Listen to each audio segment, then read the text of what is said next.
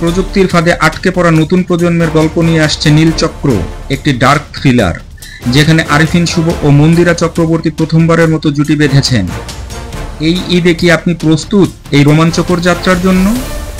সিনেমার সারাংশ: নীলচক্র একটি ডার্ক থ্রিলার চলচ্চিত্র যেখানে প্রযুক্তির অপব্যবহার ও সামাজিক ফাঁদের গল্প তুলে ধরা হয়েছে।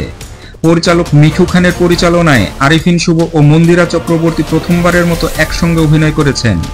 সিনেমাটি 2025 সালের ঈদুল আজহায় মুক্তি পাবে। অভিনয় বিশ্লেষণ: আরিফিন শুভ একটি আইন প্রয়োগকারী সংস্থার সদস্যের চরিত্রে অভিনয় করেছেন, যা তার আগের চরিত্রগুলোর থেকে ভিন্ন।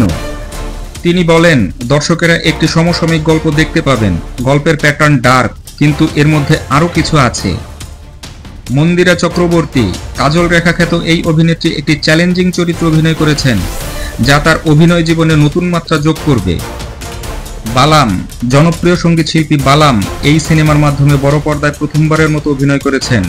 তিনি একটি গুরুত্বপূর্ণ চরিত্রে অভিনয় করেছেন, যা সিনেমার গল্পের সঙ্গে নিবিড়ভাবে সম্পর্কিত।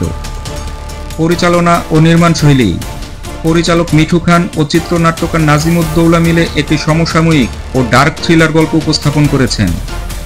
সিনেমাটি মাত্র 19 দিনে শুটিং সম্পন্ন করেছে, যা একটি উল্লেখযোগ্য অর্জন।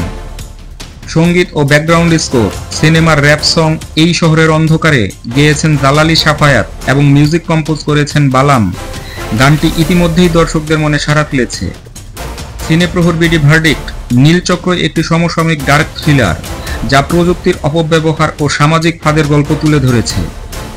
শক্তিশালী অভিনয়, চমৎকার পরিচালনা এবং সঙ্গীতের সমন্বয়ে এটি একটি মাস্ট ওয়াচ সিনেমা।